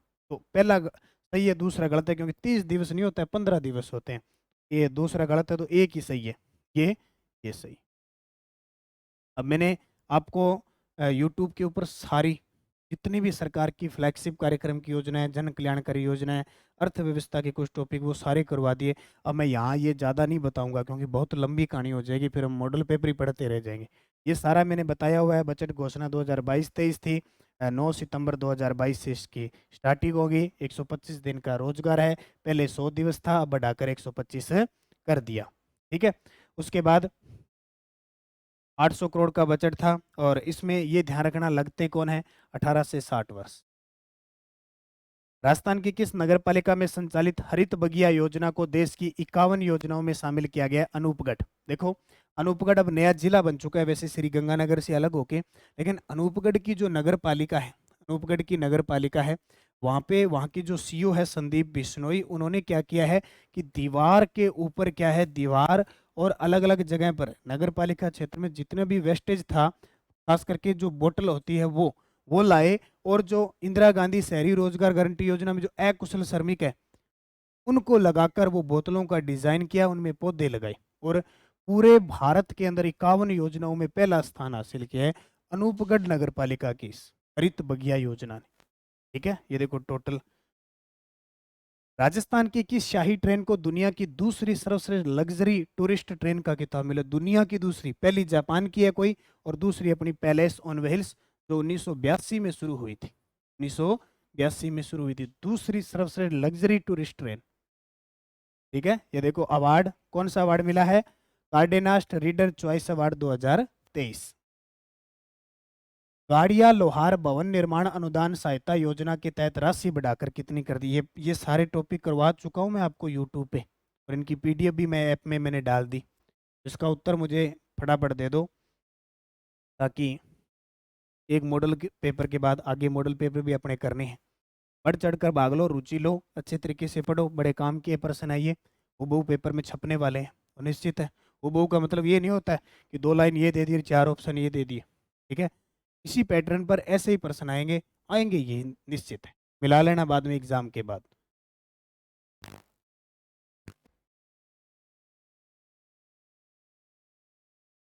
तो 1,20,000 रुपये, पहले 70,000 रुपये थे। ठीक है, कौन सी योजना? गाड़िया लोहार भवन निर्माण अनुदान सहायता। गाड़िया लोहार कौन से होते हैं? देखे तो होंगे ना अपने गाँव में, ज़्यादातर लोग ज़्यादा जानकार होते हैं, गाड़ी पे घूमते रहते हैं, लोहार होते हैं, लोहे का काम करते हैं। ठीक है, वो लोग पहले उनके सुविधा नहीं थी, आजकल तो गांव के अंदर उनको मकान मिल गए, पट्टे मिल गए, सारा कुछ सिस्टम हो गया, उनके लिए ही ये। ठीक है, तो उनकी 70,000 की जगह 1,20,000 कर दिया। अब प्रदेश का सबसे बड़ा इंडोर स्टेडियम कहाँ बनाया गया है? इंडोर स्टेडियम प्रदेश का खेल गांव उदयपुर के अंदर बनाया गया है। और देश का सबसे बड़ा पूछे तो इंदौर के अंदर है, मध्य प्रदेश में। बालोजी गांव जयपुर क्यों प्रसिद्ध है? कि यहाँ से कुसुम योजना के तहत पहला सोलर पंप लगाया गया था। टोप गांव जयपुर राजस्थान का सबसे बड़ा और विश्व का तीसरा बड़ा क्रिकेट स्टेडियम बना है, जिसका नाम अनिल अग्रवाल स्टेडियम के नाम पे रखा गया है। और मोमासर बीकानेर में अभी मोमासर उत्सव का आयोजन हुआ था। ठीक है, बता दिया मैंने, सारा जरूरत ही नहीं है। 17 से 23 अक्टूबर 2023 को देश की तीनों सेनाओं द्वारा त्रिशक्ति बहुआयामी अभियान का आयोजित किया गया। एक प्रश्न युद्धाभ्यास से आएगा, राजस्थान में जहां भी युद्धाभ्यास हुए हैं पिछले 1 साल में, एक प्रश्न आपको देखने को मिलेगा, उत्तर आएगा जैसलमेर। ठीक है, तीनों सेनाएं, थल जल वायु, तीनों ने त्रिशक्ति बहुआयामी 17 से 23 अक्टूबर। अभी देखो इस महीने के अंदर करंट कौन सा है? अक्टूबर महीने का। जैसे जैसे मॉडल पेपर करेंगे अक्टूबर अगस्त जुलाई ऐसे चलता जाएगा। 37वीं राष्ट्रीय खेल में राजस्थान स्क्वैश टीम ने कौन सा पदक जीता? अभी गोवा के अंदर, ये गोवा के अंदर 37वें राष्ट्रीय खेल हुए हैं। ठीक है, राजस्थान ने इसके अंदर जो 66 पदक जीते, 66 पदक, उसमें से एक स्क्वैश टीम ने कांस्य पदक जीता है। 22 से 31 जनवरी 2024 को 10वें Rajasthan international film festival RIFF का आयोजन कहाँ किया जाएगा? अगली साल है, देखो 22 से 31 जनवरी 2023 को 10वें राजस्थान इंटरनेशनल फिल्म फेस्टिवल, और ये तो लगभग आपको पता ही है कि होते कहाँ पे है। तो इनका आयोजन जयपुर के अंदर होता है। कहाँ पे इनका आयोजन है? जयपुर के अंदर होता है, तो सीधा सा याद ही रह जाएगा जयपुर। अब कुछ देखो, अब कुछ चीज़ें और बताता हूँ मैं आपको। बूस्टर डोज जो आपको रोज डेली करंट की क्लास में आते हैं। 4 से 6 मार्च 2024 को राजस्थान इंटरनेशनल एक्सपो का आयोजन जोधपुर में किया जाएगा। 1 से 5 फरवरी 2024 को 17वें जयपुर लिटरेचर फेस्टिवल का आयोजन आमेर जयपुर में किया जाएगा। 26 से 30 अक्टूबर 2023 को Rajasthan international folk festival RIFF का आयोजन मेहरानगढ़ जोधपुर में किया गया। 30 सितंबर 2023 को 11वें राजस्थान फिल्म फेस्टिवल जयपुर में life time achievement award Gulshan Grover को दिया गया। और जानते हो आप गुलशन ग्रोवर को? अगला देखो, 27 अक्टूबर 2023 को मारवाड़ महोत्सव का आयोजन जोधपुर में किया गया, ये भी ध्यान रखना। 13 से 17 अक्टूबर 2023 को 5 दिवसीय फ्रेंच कल्चरल फेस्टिवल का आयोजन उदयपुर में किया गया। 13 से 15 अक्टूबर 2023 को डेल्फी काउंसिल ऑफ राजस्थान द्वारा 3 दिवसीय शरद महोत्सव का आयोजन जवाहर कला केंद्र जयपुर में किया गया। और 29 अक्टूबर से 8 नवंबर 2023 को 26वें लोक रंग महोत्सव का आयोजन जवाहर कला केंद्र जयपुर में किया, है ना सारे इंपॉर्टेंट। 37वीं राष्ट्रीय खेल गोवा में राजस्थान ने कुल कितने पदक जीते? 66। 14 गोल्ड, 18 रजत, 34 कांस्य। ठीक है,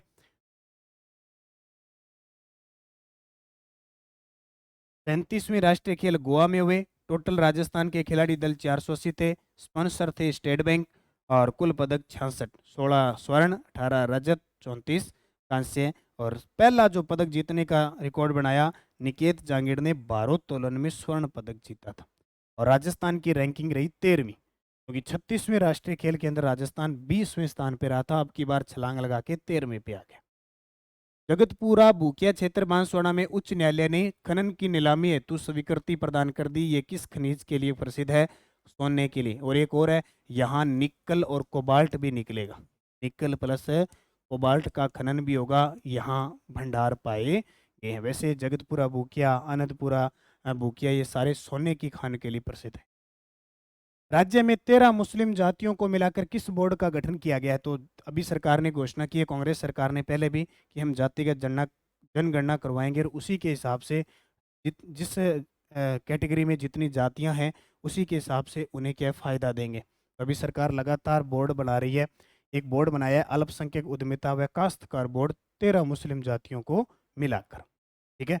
उसमें तो आ जाएगी इनकी कायम खानी, देशवाली, खेलदार, गद्दी, कुरैशी, चित्ता, महरात, काठात, राइन, खोखर, हमाल, शाह, फकीर, सिलावट, ये सारी मुस्लिम बंजारा सहित आ जाएगी। राज्य सरकार द्वारा 2 अक्टूबर 2023 से 30 जनवरी 2024 तक राज्य में उत्पादित खाद्य वस्त्रों पर कितने प्रतिशत की छूट दी जा रही है? तो वो दी जा रही है 50%, और ये आपको मिलेगी 30 जनवरी 2024 तक। प्रदेश में राज्य कृषक राहत योजना का गठन किया जाएगा, इसके अध्यक्ष बनाए गए हैं। राज्य कृषक ऋण राहत योजना का गठन, इसके अध्यक्ष प्रकाश चंद गुप्ता, ठीक है। प्रदेश की चौथी जंगल सफारी कहाँ शुरू की जाएगी?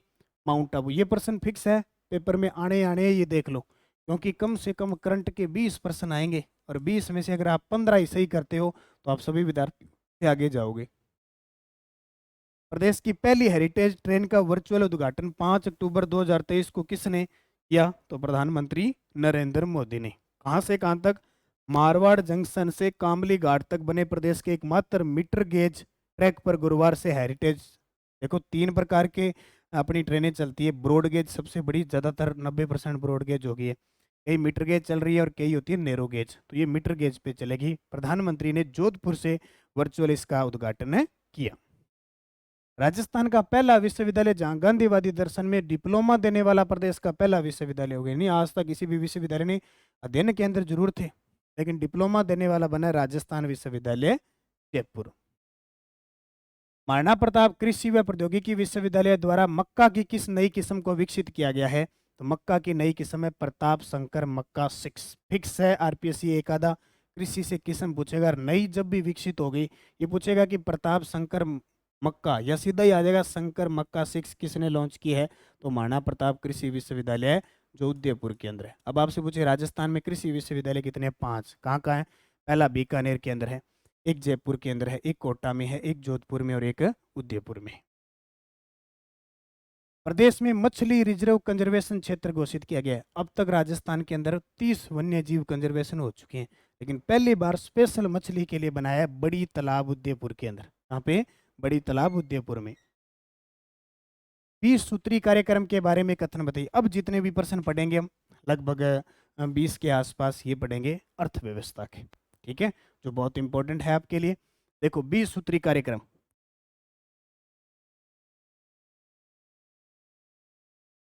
ये टॉपिक भी रहेगा आपके।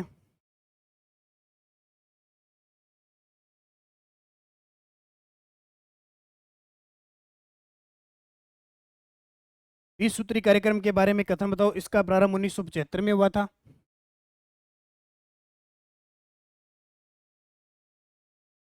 1975 में प्रारंभ हुआ, 2006 में इसका नाम 20 सूत्री कार्यक्रम रखा गया। 2006 के अंतर्गत कुल 65 मॉनिटरिंग योग्य मदें सम्मिलित की गई है। देखो 1975 में शुरू हुआ। अब आपसे पूछे जो अब 20 सूत्री कार्यक्रम चल रहा है वो कहाँ का चल रहा है? 2006 का चल रहा है, तो तीनों ही सही है, 1 2 3, ठीक है। WPI थोक मूल्य सूचकांक के बारे में कथन बताइए। WPI, इसका आधार वर्ष 2005 है। WPI को आर्थिक व सांख्यिकीय निदेशालय द्वारा वार्षिक आधार पे जारी किया जाता है। अब ऐसे प्रश्न आएंगे, ये थोड़े से डीपली है। 1 2 कथन सही है, 2 कथन गलत है, 1 और 2 कथन गलत है, सारे गलत है। अब उत्तर बताओ क्या आएगा? 1 और 2 कथन दोनों ही गलत है। इसका आधार वर्ष 2005 है नहीं है, और ये वार्षिक तैयार नहीं की जाती जबकि मासिक तैयार की जाती है। अब मैं थोड़ी थोड़ी डिटेल भी बता दूंगा क्योंकि आपके काम की बड़ी चीज है।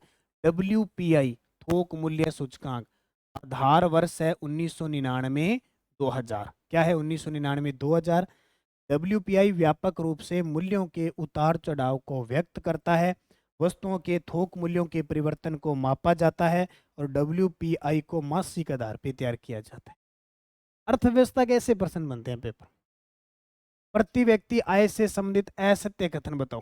प्रति व्यक्ति आय से संबंधित असत्य कथन बताओ। देखो, प्रति व्यक्ति आय का आधार वर्ष 2011-12 है। प्रति व्यक्ति आय 2011-12 बिल्कुल सही है। यह लोगों के जीवन स्तर और कल्याण का सूचक है। बिल्कुल, प्रति व्यक्ति आय अच्छी होगी तो जीवन स्तर और कल्याण होगा ही होगा, ये तो आज ही हमें पता है, इसी के लिए तो भाग रहे हैं। प्रति व्यक्ति आय की गणना शुद्ध राज्य घरेलू उत्पाद जो NSTP को राज्य की मध्य वर्षीय कुल जनसंख्या से विभाजित करके प्राप्त की जाती है। ठीक है, मध्य वर्गीय वर्षीय जो वर्गीय कुल होती है उससे प्राप्त की जाती है। उपयुक्त सभी सत्य।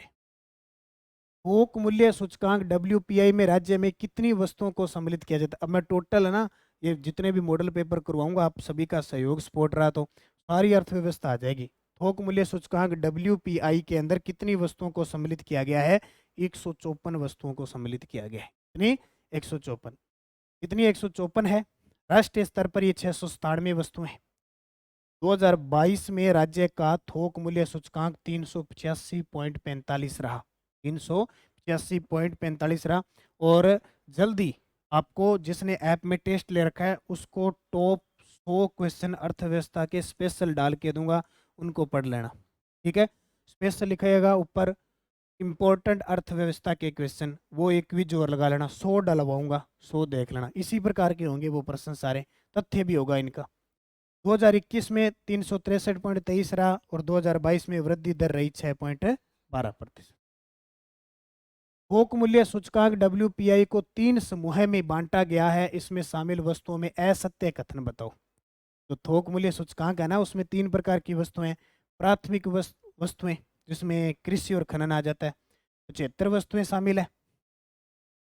विनिर्मात उत्पाद समूह में 69 वस्तुएं शामिल हैं और ईंधन, शक्ति, प्रकाश व उपसनेक समूह में 10 वस्तुएं शामिल है। उपयुक्त सभी सत्य है।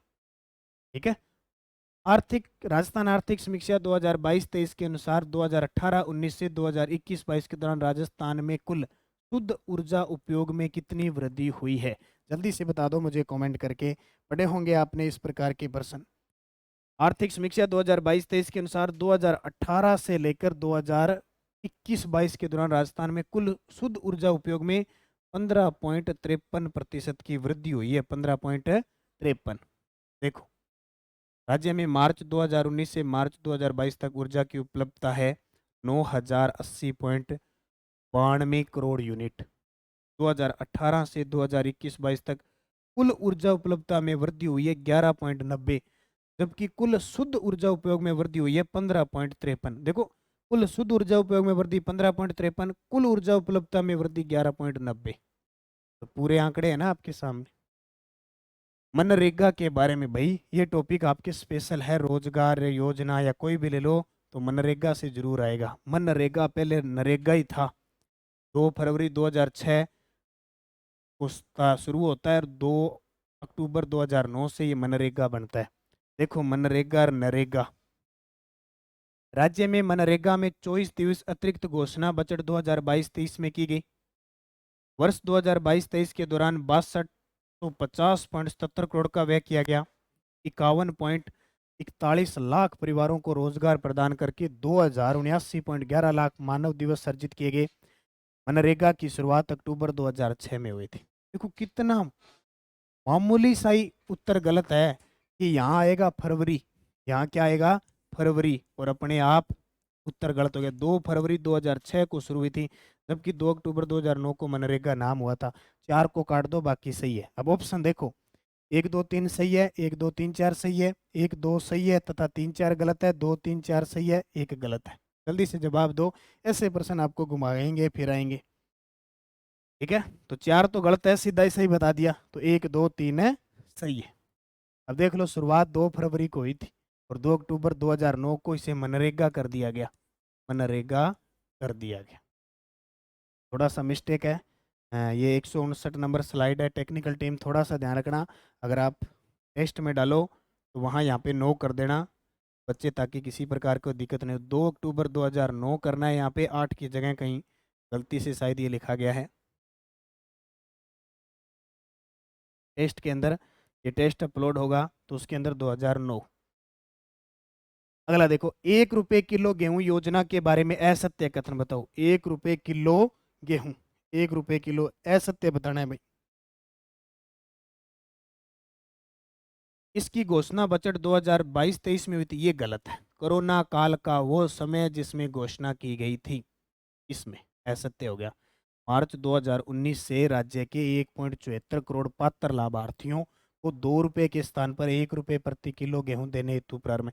ये पेपर में आएंगे सीधे सीधे, अर्थव्यवस्था और आर्थिक समीक्षा की प्रश्न है।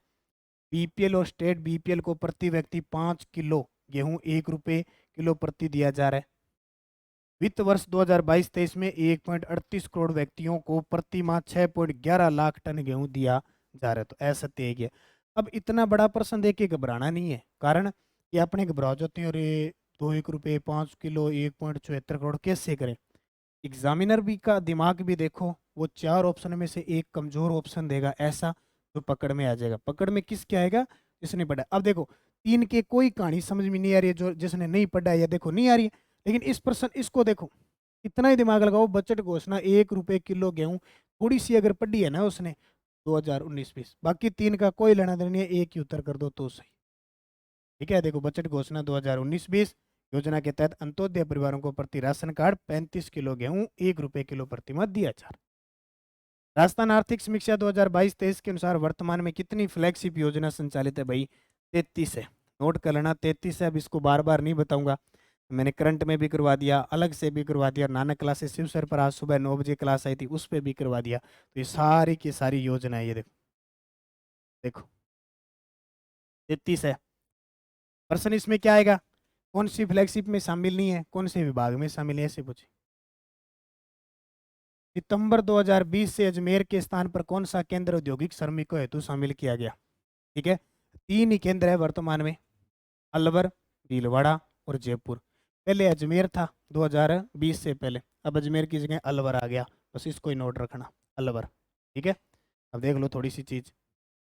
औद्योगिक श्रमिकों के लिए उपभोक्ता मूल्य सूचकांक सीपीआई आईडब्ल्यू अगस्त 2020 तक का सूचकांक का आधार वर्ष है 2021। 1% तो आधार वर्ष से आएगा, 100% आएगा आपके पेपर में।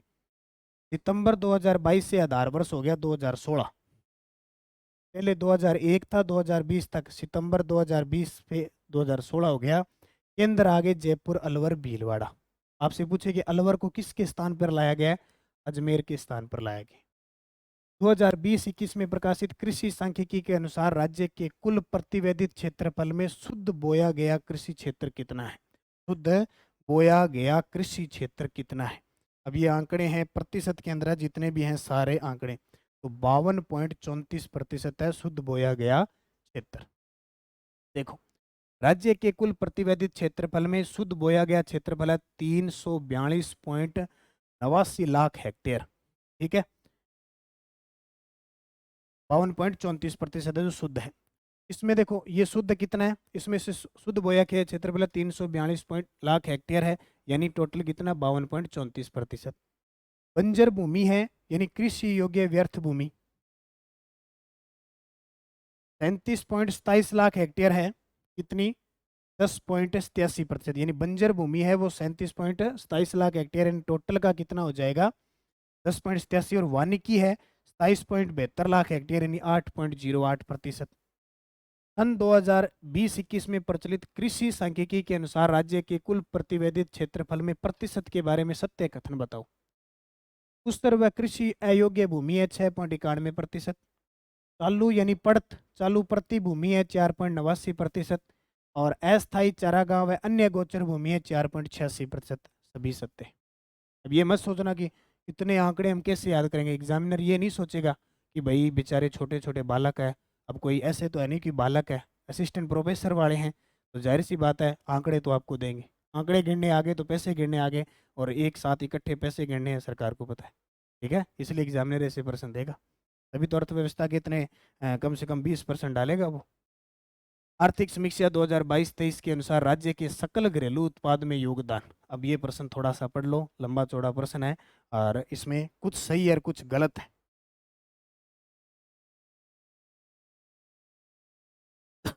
देखो, स्थिर कीमतों पर सेवा क्षेत्र व उद्योग क्षेत्र समान रहे, नहीं ये तो गलत है, क्योंकि सिर्फ सेवा क्षेत्र ही समान रहे, दोनों नहीं रहे। स्थिर और प्रचलित कीमतों पर सेवा क्षेत्र समान रहे, बिल्कुल ये बहुत गजब का आंकड़ा है अब की बार। सेवा क्षेत्र प्रचलित और स्थिर, स्थिर कीमत 2011-12, प्रचलित वर्तमान। स्थिर कीमतों में कृषि क्षेत्र 2022-23 में 28.50% और प्रचलित कीमतों पर कृषि क्षेत्र 28.95। और ये भी गजब का आंकड़ा देखो, 28.50 और ये 28.95, अंतर सिर्फ और सिर्फ पॉइंट का है, पॉइंट वाले का, यह इधर वाला कोई अंतर नहीं। स्थिर कीमतों में कृषि क्षेत्र में 2021-22 की तुलना में 2022-23 में ऋणात्मक योगदान रहा, ये भी गलत है, ऋणात्मक नहीं रहा। तो बी और सी इसका उत्तर हो जाएगा, बी और सी। ठीक है, ये स्पेशल आपके लिए प्रश्न बनाया कि ऐसे प्रश्न आ जाए तो भी आप मत घबराओ। अब टोटल देख लो, स्थिर कीमत 2011 में कृषि 28.50, उद्योग 27.76 और सेवा 43.76। प्रचलित कीमतों पर कृषि 28.95, उद्योग 27.31 और सेवा 43, 43, 74 और इधर भी 43, 74। सहकारी किसान कल्याण योजना के तहत केंद्रीय सहकारी बैंकों द्वारा कृषि से संबंधित उद्देश्यों के लिए जो ऋण चुकाने की अधिकतम अवधि रखी गई है वो कितनी रखी गई है? 9 वर्ष रखी गई। कितनी? 9 वर्ष। तो सहकारी किसान कल्याण योजना अधिकतम ऋण दिया जा सकता है 10 लाख, ये ध्यान रखना। कितना? 10 लाख ऋण दिया जाता है, जबकि ऋण चुकाने की जो आपकी अवधि है वो है 9 वर्ष। बजट घोषणा 2019-22 जीरो बजट नेचुरल फार्मिंग योजना में पायलट प्रोजेक्ट के तहत शामिल जिले में कौन सा शामिल नहीं है? 2019-20 की बात है, जीरो बजट नेचुरल फार्मिंग योजना स्टार्ट की थी और राजस्थान में पायलट प्रोजेक्ट के तहत 3 जिले शामिल थे, एक टोंक था, एक बांसवाड़ा था और एक सिरोही था। इसमें 12 शामिल नहीं था। अब इसमें लगभग 15 जिले हो गए टोटल। 2020-21 से 15 जिलों में ये लागू है।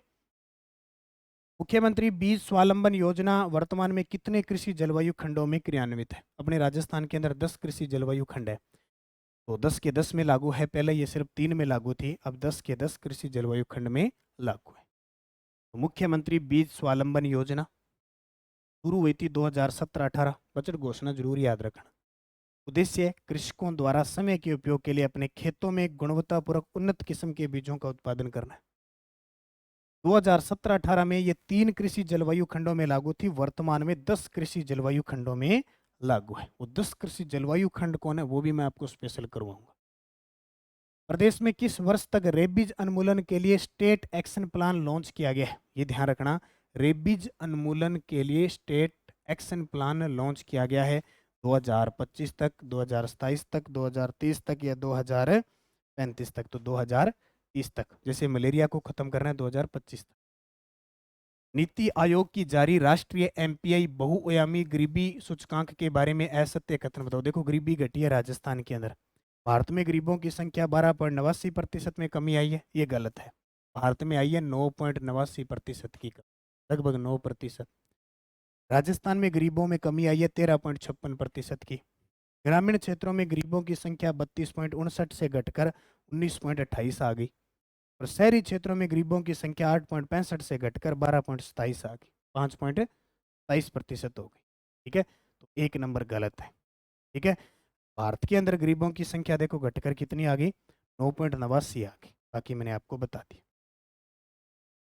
अब 4% जाते जाते लोक देवता को थोड़ा सा और याद कर लेते हैं। ठीक है, शुरुआत में याद किया था, अब थोड़ा सा और याद कर लेते हैं और आज का मॉडल पेपर हम समाप्त करते हैं। बाबूजी की फड़ रावण हत्ता, एक सूत्र याद रखना, राम पारा तेजा। ठीक है, राम पारा तेजा मतलब क्या हुआ कि रामदेव जी के लिए मंजीरा बजाया जाता है, मंजीरा व टिल्ली। बाबू जी के लिए रावण हत्ता बजाया जाता है और देवनारायण जी के लिए जंतर बजाया जाता है।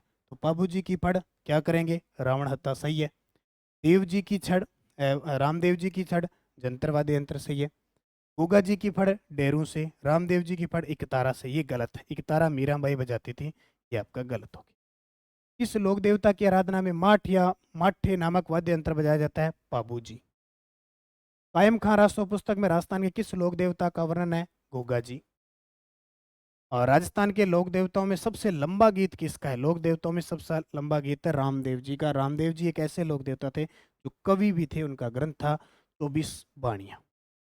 और आज का अंतिम प्रश्न, पाबू जी को किसका अवतार माना जाता है? जल्दी से कमेंट करके बता दो, फिर क्लास को करते हैं समाप्त। पहला मॉडल पेपर आपके लिए ये आज आया था और इसी के आधार पर एग्जाम आना है आपका लगभग, और तैयारी आपकी हर एक टॉपिक की हो जाएगी अगर आप कंटिन्यू इस क्लास को लेते हो तो। इसका लक्ष्मण का, पाबू जी को प्लेग रक्षक भी कहते हैं, प्लेग रक्षक देवता भी कहते हैं। पाबू जी को ऊंटों के देवता भी कहते हैं। कहते हैं कि मारवाड़ में सबसे पहले ऊंट पाबू जी लाए थे। ठीक है, पाबू जी पंचपीर में शामिल है। ये हो गए आपके 100%। इसकी पीडीएफ में आपको नानक क्लासेज ऐप के अंदर जो टेस्ट सीरीज चल रही है 499 रुपये मात्र, जिसमें इतना कुछ दिया जा रहा है और थर्ड पेपर एकदम कंप्लीट यहाँ पे होने जा रहा है, हो गया आपका। तो इसकी पीडीएफ, टेस्ट तो है ही है, प्लस इसकी पीडीएफ भी दे रहा हूँ और यूट्यूब पर निःशुल्क क्लास दे रहा हूँ। इससे ऊपर तो क्या होगा? अगर फिर भी अगर आपने तैयारी नहीं की, तो इतना टाइम आपके पास बचा है, मन से अगर आप तैयारी करते हो, निश्चित थर्ड पेपर में आप सफल होते हो। धन्यवाद। जय हिंद, जय भारत, जय राजस्थान।